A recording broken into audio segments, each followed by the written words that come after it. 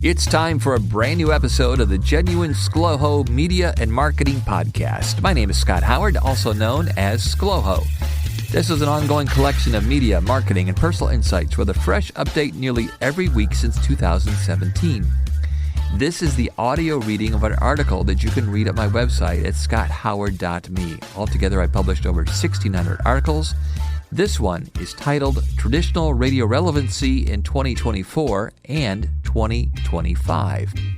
And even though I'm recording this at the Federated Media Studios in Fort Wayne, Indiana, everything that I say or write is strictly my own thoughts and not necessarily the opinions of Federated Media or any of their affiliations and or advertisers. It's the week between Christmas and New Year. And for this week's update, I found an article that caught my attention way back in July.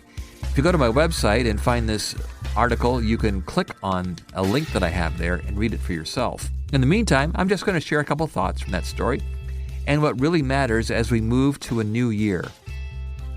Between ad-supported Spotify or ad-supported Pandora and AM/FM radio, what do most people only listen to? New data courtesy of Edison Research's Share of Ear Quarterly Study, examined by Pierre Bouvard, the Chief Insights Officer of the Cumulus Media Westwood One Audio Active Group, shares that it is broadcast radio that is the definitive answer to that question. Now, there are tons of research being done on an ongoing basis that show the power of traditional radio, and this happens to be one of them. With 4,000 Americans surveyed by Edison Research, ad-supported radio and ad-supported audio was put under the magnifying glass. 6 key findings from the Q1 2024 Share of Ear study caught Bouvard's eye. Number 1. In a typical day, ad-supported digital audio reaches a third of America. AM/FM radio reaches 2/3 of America. Combined, digital audio and AM/FM radio reaches 75% of the United States daily. Okay, so these numbers are referring to daily listening habits, which is different from the way that Nielsen Research measures listenership for radio stations. Nielsen gives us the number of weekly listeners, which has consistently been over 90% of adults listen to radio every single week. Items number 2 and 3. Between ad-supported Spotify and AM/FM radio, most people listen only to AM/FM radio. And between ad-supported Pandora and AM/FM radio, most people only listen to AM/FM radio. Okay, oftentimes we make the assumption that our own habits and preferences are a reflection of everyone else. So when someone discovers a streaming music platform like Spotify or Pandora, and that replaces radio as their music source, they sometimes jump to the conclusion that everyone is abandoning traditional media. But when you add up the numbers, it's not really true. The company that I work for, Federated Media, operates 5 different radio stations here in Fort Wayne, and 3 of the 5 are music stations. The other 2 I work with are talk radio. The 3 music stations have an impressive number of listeners, many times larger than the local listeners to Pandora and Spotify combined. Okay, back to his list here. Number 4 on his list was the U.S. ad-supported audio clock, podcasts, and AM/FM radio represent 90% of tuning minutes. Now, I'd really like to see the data behind that statement, but it's not surprising because podcasts have been surging in listenership the past several years. Number 5 of his 6 key takeaways.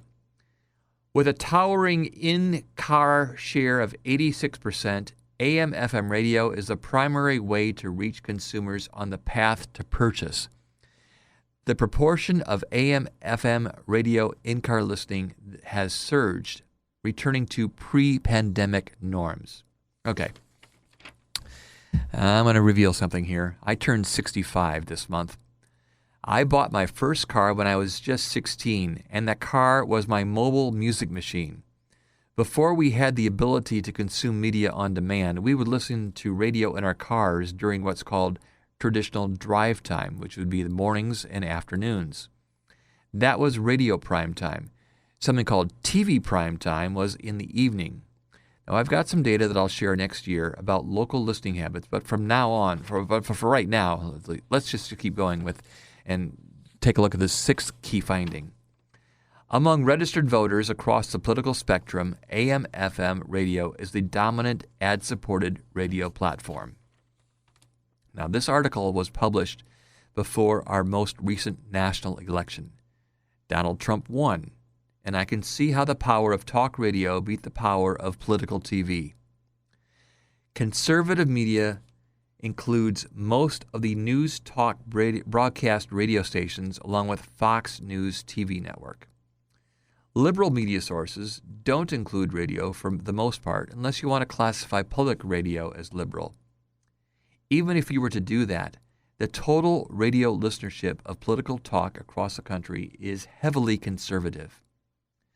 A few decades ago, there was an attempt to create a left-leaning talk radio network, but it fell apart because it didn't have the ongoing financial support from donors or advertisers. I can't give all the credit to radio now because the viewership of MSNBC and CNN combined are dwarfed by the Fox News TV network. So a combination of conservative talk radio and TV overwhelmingly beat liberal progressive media in this year's election, and as a result, we have Donald Trump as our next president. Listenership and viewership are important. However, what really matters for the businesses that I work with are the results that we create from the advertising campaigns that we run on the radio and our social media channels. My radio station, WOWO, WOWO Radio, turns 100 years old, a whole century in 2025. Sister music stations here in Fort Wayne, WMEE, K105, and 98.9 The Bear have been on the air successfully for decades. Now, I define success as successfully connecting listeners to advertisers and being profitable for all. I'll have more on that in the year to come. And as a reminder, if you have any questions about advertising and marketing that you don't know who to ask, feel free to ask me. Send me an email to scott@wowo.com. That's scott@wowo.com.